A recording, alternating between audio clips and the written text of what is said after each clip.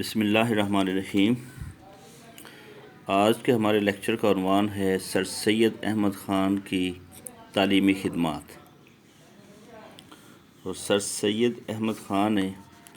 بر صغیر کے مسلمانوں کے لیے بیش بہا تعلیمی خدمات سر انجام دی ہیں، تو ہم ان کی جو اہم خدمات تھی، تعلیمی خدمات، ان کا ذکر یہاں پہ کرتے ہیں۔ تو سب سے پہلے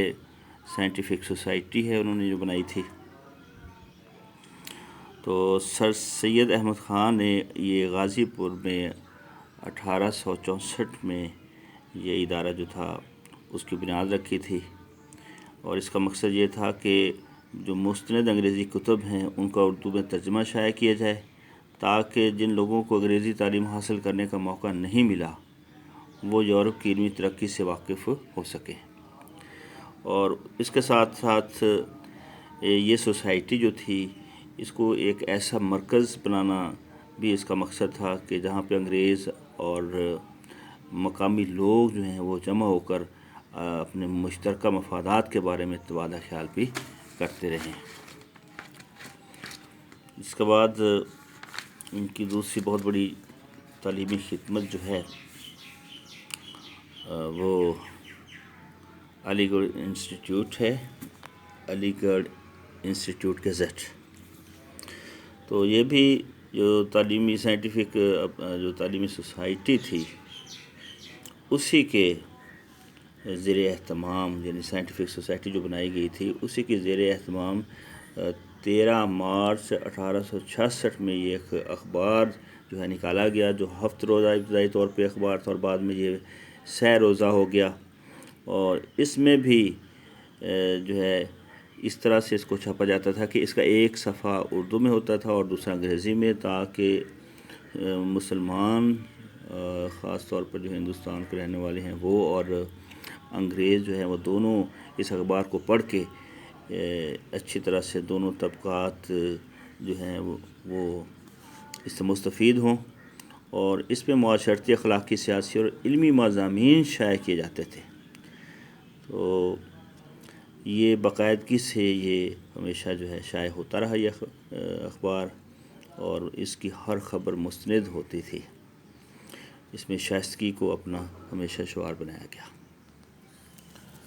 اس کے بعد ہے جی علی گڑھ کالج۔ تو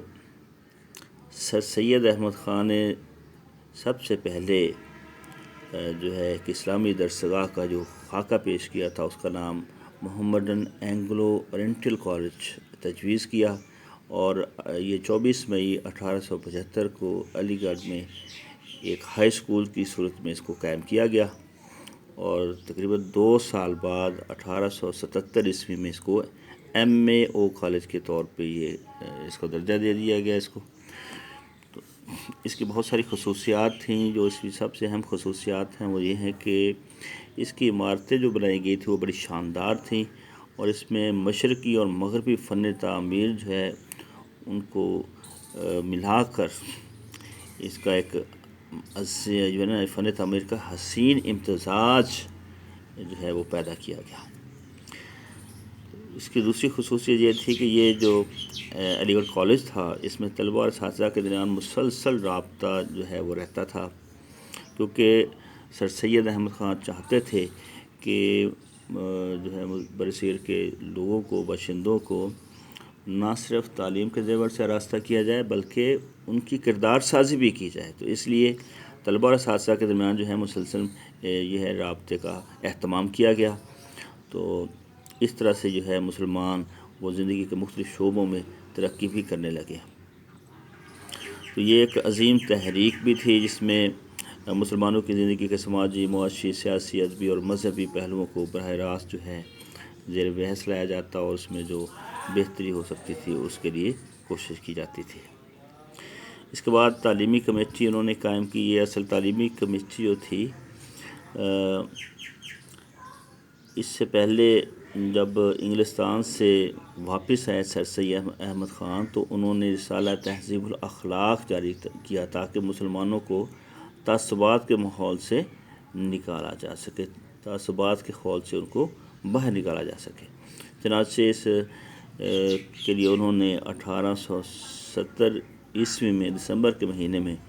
تعلیمی ترقی کے لیے بنارس میں ایک تعلیمی کمیٹی قائم کی، جس کا مقصد کیا تھا کہ بر صغیر کے مسلم مفکرین اور ماہرین تعلیم کو سیاسی مسائل پر لکھنے کی اس میں دعوت دی جائے۔ اس کے بعد محمدن ایجوکیشنل کانفرنس، تو سید سید احمد خان یہ چاہتے تھے کہ بر صغیر کے تمام مسلمانوں کی تعلیم و تربیت کا مناسب انتظام ہو، تو اس مقصد کے لیے انہوں نے آل انڈیا محمدن ایجوکیشنل کانفرنس کی داغ بیل ڈالی، اور اس کا پہلا اجلاس 17 دسمبر 1886 میں ہوا۔ اور محمدن ایجوکیشنل کانفرنس جو تھی ایک بنیادی طور پہ بالکل خالصتاً ایک غیر سیاسی تنظیم تھی، لیکن مسلم لیگ کے قیام تک اس نے مسلمانوں کو سیاسی اور غیر سیاسی میدانوں میں رہنمائی بھی فراہم کی۔ تو دسمبر 1906 میں مسلم لیگ نے اسی جو کانفرنس ہے محمدن ایجوکیشن کانفرنس، اسی کی کوکھ سے جنم لیا، تو یہ جو ہے مسلم لیگ کے قیام کا سبب بھی بنی۔ تو انشاءاللہ نیکسٹ لیکچر میں ہم علی گڑھ تحریک کے جو اثرات ہیں بر صغیر کے مسلمانوں پہ خاص طور پہ وہ پڑھیں گے۔ تب تک کے لیے اللہ حافظ۔